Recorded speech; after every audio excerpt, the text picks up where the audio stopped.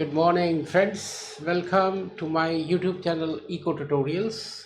Continuing with our series of lecture on plus one economics. Today we are doing another important part of 11th economics, that is numericals related with elasticity of demand. Friends, आपको मैंने सारी इसकी theory, degrees, methods ये सब आप कर चुके। मेरे पिछले वीडियोस पे जाके आप इसको चेक कर सकते हो। आज का जो हमारा लेक्चर है वो स्पेशली न्यूमेरिकल रिलेटेड होने वाला है। और आपको ये बता दूं कि प्लस वन इकोनॉमिक्स का paper without elasticity of demand के न्यूमेरिकल के कंप्लीट नहीं होता। So that's why I must say कि ये पोर्शन भी आपके लिए इम्पॉर्टेंट है। Now coming back to our lecture, देखो न्यूमेरिकल्स आपने तीन मेथड किए हैं। फर्स्ट इज आपने किया है परसेंटेज और प्रोपोर्शनेट मेथड। मोस्टली न्यूमेरिकल्स आपको जो मिलेंगे वो इस मेथड से रिलेटेड मिलेंगे। और दूसरा जो आपने किया है एक टोटल एक्सपेंडिचर और टोटल आउटले मेथड। देखो ये दो मेथड्स आप न्यूमेरिकल पे आने से पहले इनको एक बार फिर से रिवाइज कर लो। इन्हीं दो मेथड्स के बेस पे आपको न्यूमेरिकल्स मिलने वाले हैं। जैसे we will start with this proportionate method. में यह फार्मूला पहले लिख देता हूँ, वो ये है percentage change in demand divided by percentage change in price. You know that, आप इसको बड़ी अच्छी तरह से कर चुके हो। और जब इसको हम न्यूमेरिकल फॉर्म में देते हैं तो ये ऐसे लिखा जाता है delta Q upon delta P into P upon Q. P आपको पता है that is initial price and Q is initial quantity, ये आपको पता है क्वांटिटी।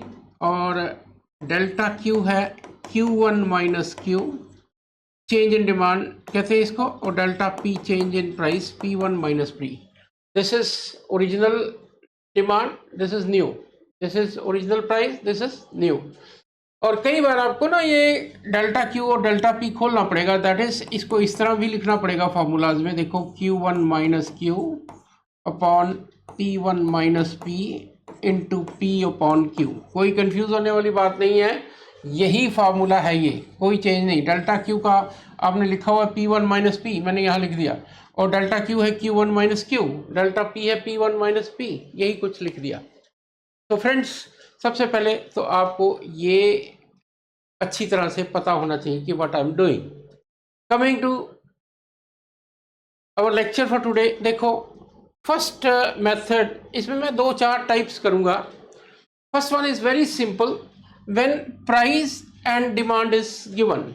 आपको क्लियर कट क्वेश्चन मिलेगा। देखो क्या लिखा है, find out elasticity of demand.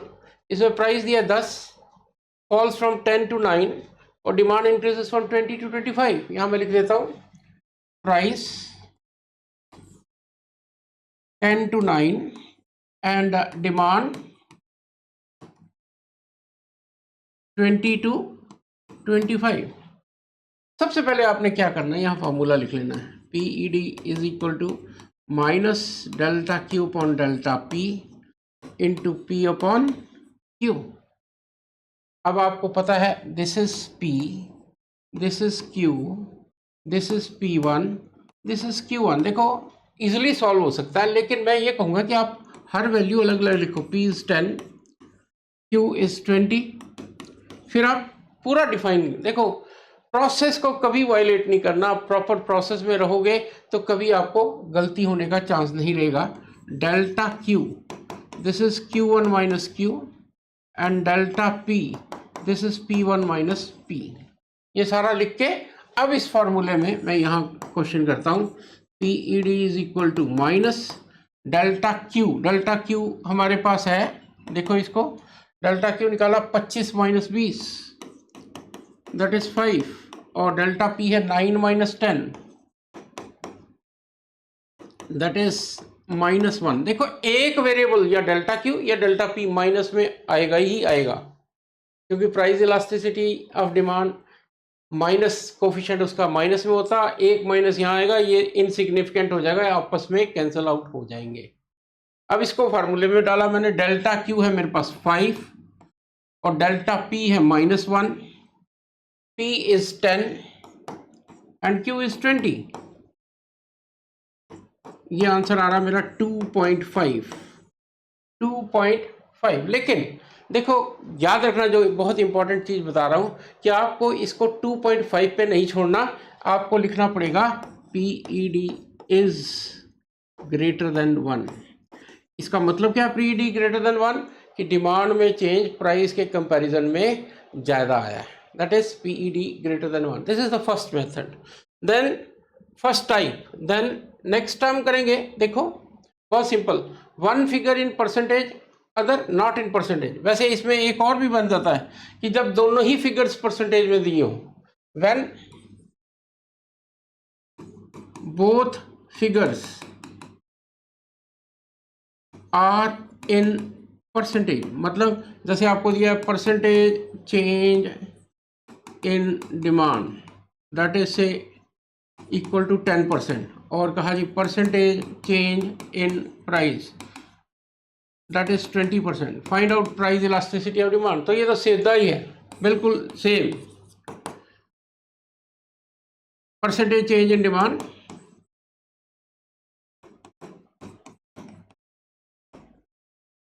और percentage change in price that is 10/20 1/2 that is 0.5 PED less than 1, simple. लेकिन देखो जब ये परसेंटेज में देगा, एक में इंक्रीज देगा दूसरे में डिक्रीज देगा, जैसे प्राइस को वो सपोज कर रहा है इंक्रीज कर रहा है और डिमांड में डिक्रीज कर रहा है, डिक्रीज वाले वेरिएबल के साथ माइनस आ जाएगा, और वो माइनस लगाओगे तो यहाँ भी माइनस लगाओगे, और वो आपस में एक दूसरे को कैंसिल आउट कर देंगे। अब इसमें ये जो हमने न्यूमेरिकल लिखा है, one figure in percentage other not in percentage. अब देखो पहले तो ये टेबल बनाना बहुत जरूरी है। अब कहता है price falls from 10% fall, this is 10% fall, and demand, this is demand rises from 100 to 120, मतलब ये Q दिया हुआ है और ये Q1 दिया हुआ है। तो आपको सबसे पहले दोनों फिगर्स को परसेंटेज में लाना होगा। कैसे लाओगे, percentage change in demand is equal to delta Q upon Q into 100, या लिख लो डेल्टा Q होता है Q1 minus Q upon Q into 100। Q1 कितना है 120 माइनस 100 ओवर 100 इंटू 100, ये आएगा 20%। अब देखो ये है कि डिमांड 20% राइज कर रही है और प्राइस में लिखा है 10% फॉल, 10% फॉल। तो 10% फॉल का बढ़ता है, देखो यहाँ पर मैं लिखूंगा PED is equal to minus percentage change in demand divided by percentage change in price. तो मैंने लिखा माइनस, ये है 20% अभी आपने निकाला, डिवाइडेड बाई -10, फॉल बाई 10%, इसका मतलब माइनस, ये कट गया तो ये आ गया 2, PED is equal to 2, that is PED is greater than 1। देखो आंसर को आपने इसी में छोड़ना, इक्वल टू 1, लेस देन 1 या ग्रेटर देन 1, बीच में आपने नहीं छोड़ना। Now coming to the next part, let us see next question क्या है हमारा। ये प्रैक्टिस क्वेश्चन दिए हैं, एक आधा प्रैक्टिस क्वेश्चन कर लेते हैं। A certain quantity of commodity is purchase when it is which price is 10। देखो प्राइस दिया है 10, quantity demanded increases by 15% in response to fall in price by 2 per unit। fall in price का मतलब delta P is given, ये दिया 2 का मतलब 8। देखो इसमें delta price falls by 2 that is ये दिया है price fall in price by 2 per unit, तो पहले ही दे दिया, और इसको कहा जी ये 50% है। तो पहले मैंने परसेंटेज चेंज इन प्राइस निकाला, डेल्टा प्राइस 2, तो न्यू प्राइस जो होगा वो देखो, अगर प्राइस 2 रुपये कम हो रहा है तो 10 minus 2 that is equal to 8। अब परसेंटेज चेंज इन प्राइस मैंने निकाला, वही delta P upon P into 100, delta P है P1 minus P o P into 100, P1 है 8 माइनस 10 अपॉन 10 इंटू 100, यही है, देखो चेक कर लो, यस। तो ये होगा -2 अपॉन 10 इंटू 100, दैट इज -20%, और डिमांड दी हुई है 50। अब फिर वही हो गया PED is equal to percentage change in demand divided by percentage change in price, यहाँ माइनस का साइन। Got it? बहुत सिंपल है, न्यूमेरिकल्स कोई टफ नहीं है, आप इसको इजीली कर पाओगे और दिक्कत कोई नहीं आएगी। इसको आपने लिखा minus, this is 50 upon -20 2.5 greater than 1। फिर देखो इसको इनकम्प्लीट मत छोड़ना कि यहाँ 2.5 पे छोड़ दिया, नो, आपको पूरा का पूरा क्वेश्चन सॉल्व करना जरूरी है। इसी तरह नेक्स्ट है, आप इस स्लाइड पे जाके इसको इजीली कर पाओगे, कोई दिक्कत नहीं, इसी तरह का क्वेश्चन है, प्रैक्टिस क्वेश्चन है। देन नेक्स्ट हम करते हैं, देखो व्हेन, थर्ड टाइप है when price elasticity of demand is given. देखो ये हमने नेक्स्ट टाइप किया कि प्राइस इलास्टिसिटी ऑफ डिमांड पहले ही दिया हो, देखो पढ़ो, price elasticity of demand PED आपको दिया हुआ है -0.75, calculate the percentage fall in price,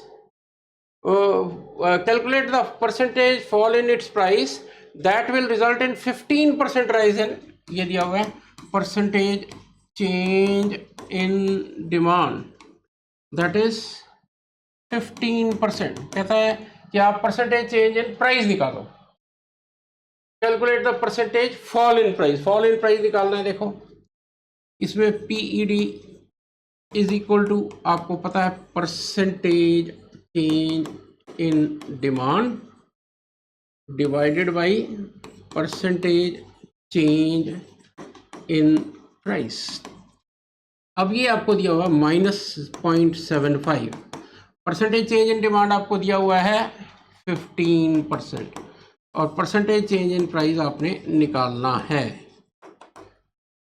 देखो एक चीज देखो, अगर यहाँ माइनस में दे दिया तो यहाँ माइनस नहीं आएगा, क्योंकि ये कोफिशिएंट है, जो कोफिशिएंट की वैल्यू यहाँ लिख दी है तो इसको यहाँ नहीं, क्योंकि प्राइस इलास्टिसिटी ऑफ डिमांड होती है तो नेगेटिव ही है, उसने पहले ही गिवन कर दिया माइनस, तो ये -2 मत लगा देना, गेटे। अब इसको देखो, तो ये होगा percentage change in price, that is हो जाएगा 15 अपॉन 0.75, दैट इज -20%, ये यहाँ माइनस, और फिर इसको -20% को जब आप इस फार्मूले में डालोगे 15 अपॉन -20, यहाँ माइनस, तो ये जितना भी आंसर आता है, आंसर जितना भी आता है, वैसे तो इसने सिर्फ फॉल इन प्राइस पूछा है, वो हमने 20% बना दिया, लेकिन इलास्टिसिटी ऑफ डिमांड करोगे तो यही आएगी 0.75, that is the next question. तो 3 तरह तो आपने कर लिए कि सीधा price of demand given, both the figure in percentage, one in percentage, other not in percentage, और फोर्थ टाइप किया आपने when price elasticity of demand is given. इसमें थोड़े बहुत टिपिकल एग्जांपल्स भी बनते हैं। देखो ये तो वही है जैसे हमने पहले किया, हमें एक क्वेश्चन और जो अच्छा सा करेंगे। देखो ये क्या है, कहता है व्हेन प्राइस इज ₹5, यहाँ साथ में टेबल बनाना जरूरी है, price is ₹5, demand is 40 and price elasticity of demand is given as -1.5. How much will he buy if the price is reduced to 4 per unit? हमने ये निकालना है, दैट इज Q1 निकालना है। Q1 इज क्वेश्चन, मैंने फार्मूले में डाला PED इज इक्वल टू, या माइनस यहाँ लगा हुआ है, देखो इसमें, देखो ध्यान दो, ये माइनस ये पहले ही दिया हुआ है, इसलिए यहाँ माइनस डालने की जरूरत नहीं। Delta Q upon delta P into P upon Q। देखो इस केस में मेरे को फिर फार्मूला खोलना पड़ेगा क्योंकि मेरे को Q1 चाहिए, तो इसके लिए मैंने कहा Q, डेल्टा Q क्या होता है, Q1 minus Q, delta P होता है, सॉरी, डेल्टा P होता है P1 minus P into P upon Q। तो ये दिया हुआ है आपको -1.5। Q1 इज क्वेश्चन, ये हमने करना है। Q कितना है 40, P1, this is P1, this is P, 4 sorry 5 minus 4, it is 5, just wait, when the price is rupees, अच्छा Q1 है ना, यहाँ P1 is 4, यहाँ गलती कर रहे हैं, this is 4 minus 5 into P is 5 upon 40। इसको बेटे सॉल्व करोगे तो आंसर आपका ये 52 आएगा, करके देख लेना, सिंपल है, ठीक है। ये इनफैक्ट ये हो जाता है -1.5 Q1 माइनस 40, 1 इंटू 1/8, 8 से मल्टीप्लाई करोगे यहाँ पर 1.5 को 12 आएगा, यहाँ 12 आएगा, और Q1 इधर लेके जाओगे तो ये 40 प्लस 12 52 हो जाएगा, सिंपल। ये नेक्स्ट न्यूमेरिकल है। इस तरह के न्यूमेरिकल के आने के चांसेस आपके सबसे ज़्यादा हैं, इसको भी ध्यान से करो। अब एक लास्ट टाइप मेरे पास रह गई है, वो है एक्सपेंडिचर मेथड। ये सबसे आसान है। देखो इसमें आपको प्राइस और एक्सपेंडिचर दिया होगा, आपको इलास्टिसिटी ऑफ डिमांड निकाल, या तो वो सीधा ही रिलेशन एक्सपेंडिचर और प्राइस का आपने पढ़ा है, प्राइस और एक्सपेंडिचर ऑपोजिट डायरेक्शन में चेंज होते हैं तो ग्रेटर देन 1, प्राइस के चेंज होने से एक्सपेंडिचर में कोई नहीं चेंज आता तो इक्वल टू 1, और प्राइस के चेंज होने से अगर एक्सपेंडिचर भी उसी डायरेक्शन में चेंज होता है तो लेस देन 1। तो फ्रेंड्स, लेकिन that is not the right way की रिलेशन देख के आपने लिख दिया। आपको जैसे ये दिया हुआ है, कहता है when price of a good rises from 5 to 6, demand falls from 20 to 10। अब एक मेथड तो ये है, इसमें आपको पता है टोटल एक्सपेंडिचर होता है P into Q, Q is nothing but demand, 5 into 20, 6 into 10, 160। Price increase, demand falls, price and expenditure change in opposite direction। आपको तीनों रिलेशन पता होना चाहिए। ये opposite direction है तो this is PED greater than 1, अगर अनचेंज रहता है तो इक्वल टू 1, और अगर सेम डायरेक्शन में है तो लेस देन 1। ये तो सिंपल है कि प्राइस और डिमांड दिया हुआ है। कई बार वो सीधा ही कि ये प्राइस है और ये टोटल एक्सपेंडिचर दिया हुआ है, आपको 5 6 कहता है एक्सपेंडिचर मेरे पास ये है, find out the price elasticity of demand.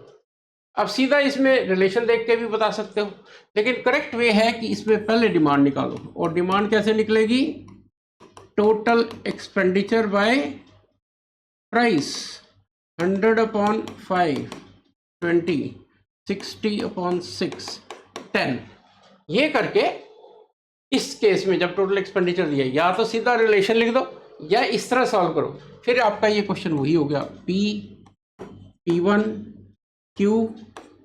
Q1, और फार्मूला वही है minus delta Q upon delta P into P upon Q। देखो एक्सपेंडिचर मेथड दो तरह से, एक तो प्राइस और डिमांड दिया और कहा कि एक्सपेंडिचर मेथड से करो, ये तो सिंपल है रिलेशन। लेकिन एक बार प्राइस और एक्सपेंडिचर दिया और कहता है इलास्टिसिटी ऑफ डिमांड निकालो, इसके दो ढंग हैं, या तो रिलेशन लिख दो, एक लाइन लिख दो नीचे, लेकिन करेक्ट वे है कि उसकी पहले डिमांड निकालो और उसमें ये फार्मूला पेस्ट कर दो। फ्रेंड्स देखो, इसके बहुत सारे न्यूमेरिकल्स आपकी बुक्स के पीछे एक्सरसाइजेज में दिए हुए हैं, और मेरे 5-7 न्यूमेरिकल करने से it will not help you. Practice करो। ये एक सिटर इन द मतलब कि बहुत ही आसान न्यूमेरिकल है और आपके पेपर में आना ही आना है।